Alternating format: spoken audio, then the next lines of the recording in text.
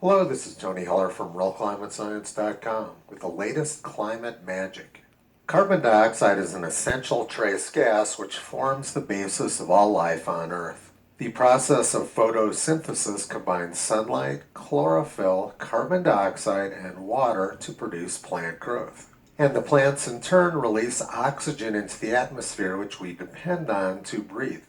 Earth is the only planet with a lot of oxygen in its atmosphere. But this oxygen wouldn't exist without the carbon dioxide and the photosynthesis going on. But in the year 2007, the United States Supreme Court ruled carbon dioxide as a pollutant. This was a rather impressive work of legal alchemy.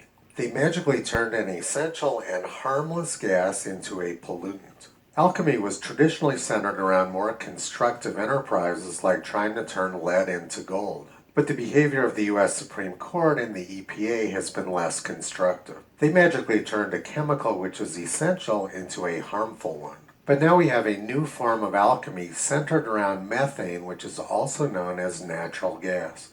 People in the Western world are very fortunate. We have an adequate supply of natural gas to do our cooking and heat our homes with. For well over a century, people have been relying on natural gas to keep themselves alive. And when the supply runs short, like it did in Texas last Valentine's Day, people freeze to death very quickly. But the press and Democrats have declared war on natural gas. They claim that methane is the most potent greenhouse gas and threatens to destroy the planet.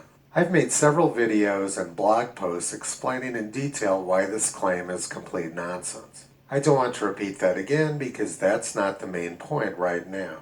But before I move on, I want to stress that the White House has been shutting down natural gas production in the United States. The first week in office, the Biden administration banned all new production on public lands. But here's where the alchemy comes in California. The California governor knows that his state needs more natural gas to stay functional. So the state of California simply declared methane to be carbon-free. This allows them to claim that they're reducing greenhouse gases while ramping up their methane usage. The latest form of climate alchemy has removed the C from CH4. The Biden administration didn't want to increase the methane allowances in Texas in February, but they're fine with doing it in California. Apparently, the Biden administration only wants to freeze people in Republican states. And with an election coming up next year, they don't want a lot of angry people in California voting for the Republicans. The Biden administration has largely shut down U.S. oil and gas production, which Europe has traditionally depended on. So we might ask, where's Europe going to get their gas from? That's an easy question to answer. Europe is getting their gas from Biden's friends in Russia. The Russian economy was having a lot of trouble under President Trump, but since Biden took office, their economy is booming. And there's another agenda behind this methane climate alchemy. The misinformation campaign about the greenhouse gas potential of methane has been largely targeted at the beef industry. Newspapers like the New York Times have been working for years to try to create a link in the readers' minds between hamburgers and bad weather. They say that 95 million cattle in the United States are warming up the planet out of control. That's about the same number of cattle as the number of bison which roamed the Great Plains during the 1500s. The 1500s was the peak of the Little Ice Age and the coldest period of the last 10,000 years.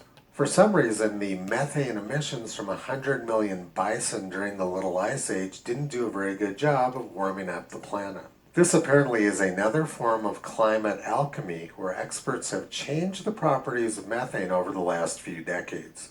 We know that Russia is benefiting from the Biden administration's alchemy, but there's another beneficiary as well. On the same day in February when people were freezing to death in Texas because they couldn't get enough methane to heat their homes, Bill Gates was out promoting his fake beef products. Bill Gates has been buying up farmland in the United States and now is the #1 agricultural land owner in the country. And he's one of the primary people pushing the current climate junk science and alchemy. Bill Gates got much richer during the pandemic and he wants to keep the momentum moving upwards. Toto has been pulling back the curtain on these scamsters for almost 14 years. You can visit him, Kyrie, and Caesar on the web at realclimatescience.com.